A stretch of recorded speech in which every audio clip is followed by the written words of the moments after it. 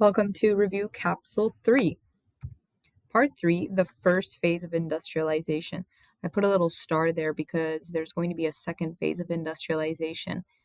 It's also important to note the dates because when you're tested on this, sometimes knowing the dates will give you a big clue as to whether you're looking at the first phase of industrialization or the second. So the industrialization was stimulated, it was caused by three factors. The three causes were population growth, the signing of the Reciprocity Treaty, and the development of the domestic market.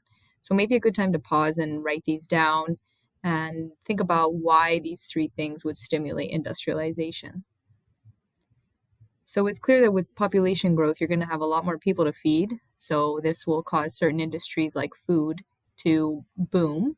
The Reciprocity Treaty, because it facilitated trade between Canada and the United States. So this helped Canada's economy.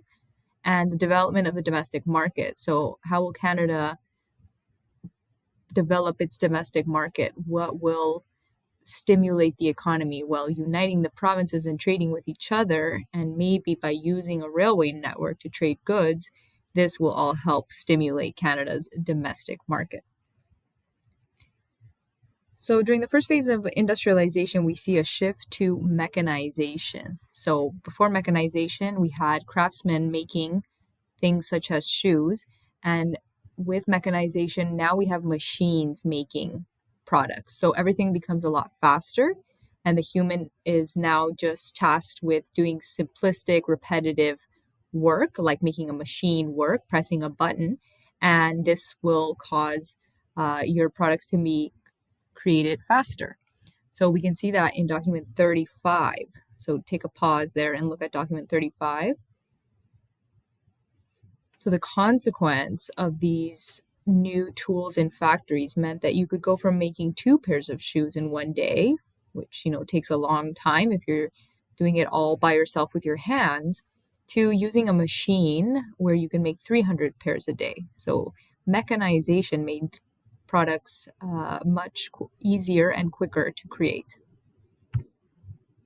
So like I said, the rise in the population meant more people to feed. So as you can see in document 36, food is one of the main production, or actually is the main production sector at the time. Textiles as well, so that's clothing, lumber, wood, and iron and steel. The economic system during the first phase of industrialization is called industrial capitalism. Please make sure you remember this, and you can look there on the bottom left to read what industrial capitalism is. But basically, it's an economic system where business owners, entrepreneurs, they provide the money and they invest in factories and they provide the tools, and their main aim is to make profit. So the government helped by financing as well the development of transportation and infrastructure. So transportation such as trains and infrastructure such as buildings. So they helped build canals, railroads, and bridges. So all of this is very much helping Canada develop. Here in document 37, we see a flour mill. So this depicts the growth of the food sector. So why do you think the food sector was expanding? Think about that. Pause the video. So the food sector was expanding because you have more people to feed. The population is growing. And here's a picture in document 39 of the Lachine Canal in Montreal. And how do you know this is first phase of industrialization? Well, you see all those clouds of smoke. Those are the factories, and you see the waterways. So those are the canals.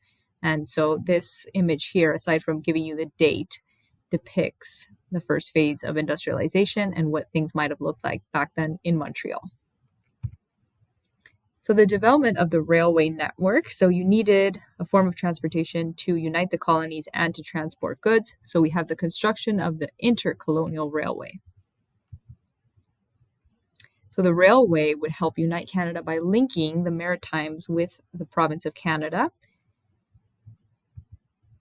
And this would help unite Canada. So now they can transport people and goods between the colonies.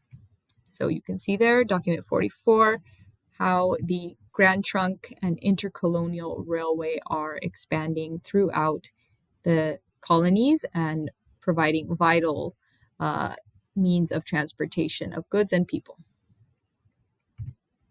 So another industry that was growing at the time is the forestry industry, and this was helped due to mechanization, so machines that were helping in the lumber industry, as well as the growing need for lumber. You know, you need lumber to build homes, you need lumber to build train tracks, so lumber was a booming industry. Another main industry was the pulp and paper industry. Pulp and paper is used to create newspapers. Logging camps sprung to life at this time, and it is important to note that the conditions in logging camps were very difficult. So we can see in document 47, the logging camp kitchen, and you can see it's cramped space, a lot of men in there. They worked long hours and were away from home. And like I said, it's important to note that logging camps were very popular at the time, but were very hard to work in. So farming, you know, you got, like I said, there's a lot of people to feed. So farming increased at the time, aided by the treaty with the United States to facilitate the exchange of agricultural products, as well as they have more machines now to help.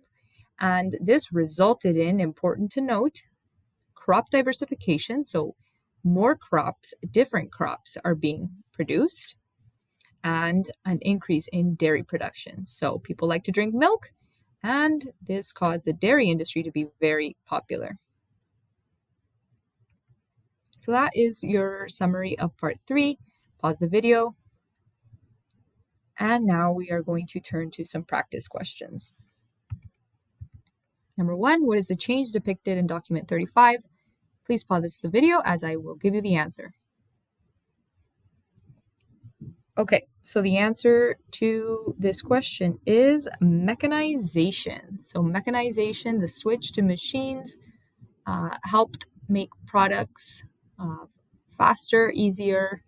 And so mechanization, the change from the craftsman to machines, is your answer. Use document 49 to indicate the change in crop production between 1851 and 1861. So the answer is crop diversification. That is the answer.